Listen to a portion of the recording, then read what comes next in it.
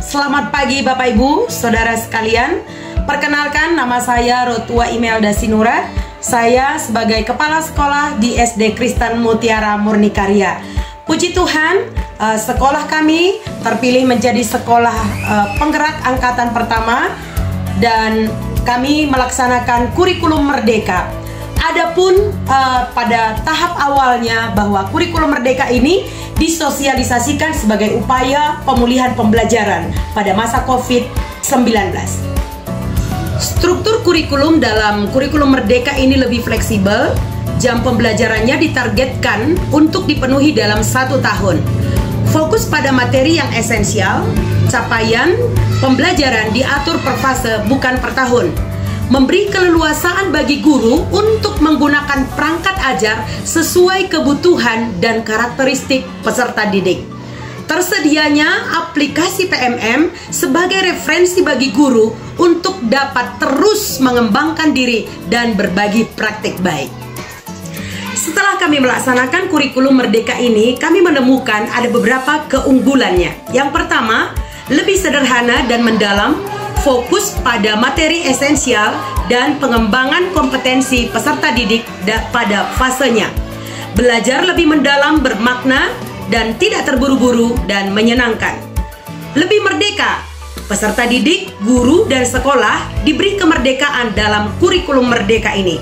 Peserta didik memilih mata pelajaran sesuai minat bakat dan aspirasi.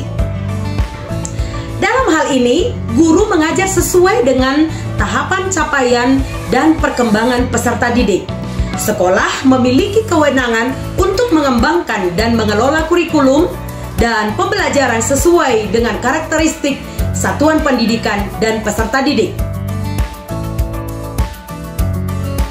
Capaian pembelajaran yang harus dicapai oleh peserta didik harus disesuaikan dengan karakteristik, potensi, serta kebutuhan belajarnya.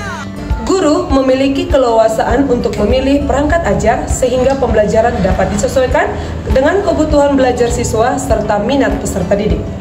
Kebutuhan belajar peserta didik terfasilitasi melalui pembelajaran berdiferensiasi. Memberi ruang kepada peserta didik untuk mengalami pengetahuan sebagai proses penguatan karakter melalui isu penting di lingkungan sekitar. Mengevaluasi kemampuan siswa secara objektif mulai penguasaan materi pembelajaran, keterampilan, sikap, dan nilai-nilai yang diharapkan. Pengalokasian jam pembelajaran lebih fleksibel dihitung per tahun. Hai, nama saya Marher.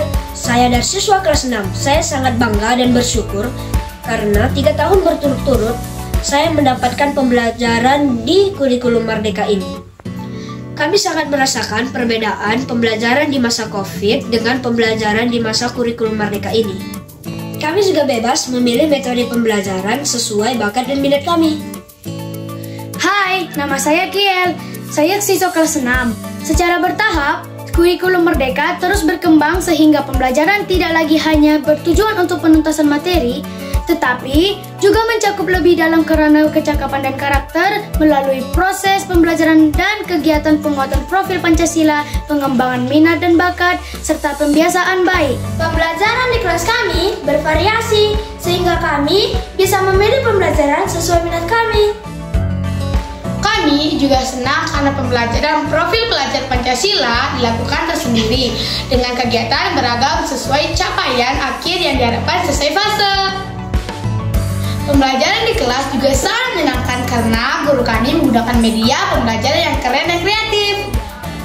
Demikianlah proses implementasi kurikulum merdeka terlaksana di satuan pendidikan yang saya pimpin. Tentu dengan harapan agar semua sekolah dapat membekali diri dan siap untuk mengimplementasikan kurikulum merdeka ini di satuan pendidikan masing-masing. Karena di tahun 2024-2025 dalam tahun ajaran baru nanti, kurikulum merdeka akan disahkan sebagai kurikulum nasional. Merdeka belajar, merdeka mengajar. Tergerak, bergerak.